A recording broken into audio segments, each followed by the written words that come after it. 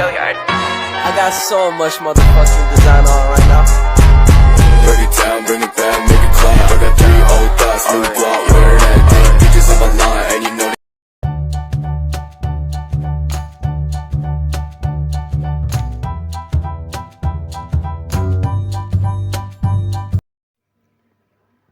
Latar belakang perlawanan Demak terhadap Portugis disebabkan karena monopoli perdagangan Portugis di Malaka sangat mengganggu aktivitas perdagangan para saudagar Muslim.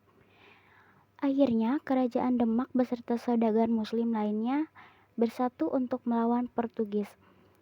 Perlawanan kerajaan Demak pernah dilakukan oleh Pangeran Sebranglor atau Dipati Unus yang mengumpulkan dan mengirimkan pasukan dari Jawa, Makassar, serta Lampung. Kerajaan Demak dan pasukan perangnya ini kemudian bekerja sama dengan Kerajaan Aceh dalam usaha merebut pelabuhan Melaka. Dengan demikian, latar belakang perlawanan Demak terhadap Portugis adalah kerugian yang diterima Demak karena aktivitas. Bentuk perlawanan. Strategi perlawanan Demak terhadap Portugis. Pertama, menghidupkan kembali kekuatan di armada Majapahit tertidur lama pada saat masa-masa perebutan kekuasaan.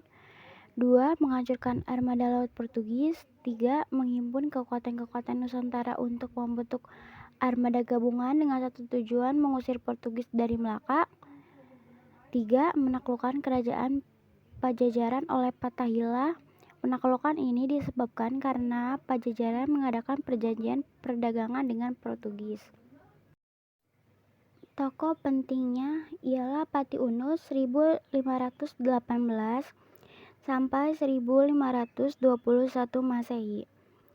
Pati Unus berkuasa tahun 1518 Masehi sampai tahun 1521 Masehi. Karena jasanya memimpin armada Demak dalam penyerangan ke Malaka, Pati Unus mendapatkan sebutan Pangeran Sabranglor. Pemerintahan Pangeran Sabranglor tidak berlangsung lama, karena setelah 3 tahun memerintah, beliau sakit dan wafat tahun 1521 Masehi. Pati Unus meninggal tanpa menurunkan anak. Sebagai penggantinya adalah adiknya yang bernama Raden Trenggono yang kemudian bergelar Sultan Trenggono. Kebijakan Portugis. Kebijakan Portugis dalam jaringan perdagangan masa Islam di Nusantara. Wilayah Malaka memiliki kedudukan yang penting, sebab Semenanjung Malaka selama berabad-abad telah menjadi pintu keluar masuk perdagangan ke dalam wilayah Nusantara. Namun sejak Kesultanan Malaka jatuh ke tangan Portugis pada 1511, peran Malaka berubah. Hal ini tidak lepas dari kebijakan Portugis di Semenanjung Malaka terkait kapal-kapal dagang yang melewati wilayah tersebut. Dalam hal ini, Portugis menerapkan kebijakan yang merugikan para saudagar non-Portugis.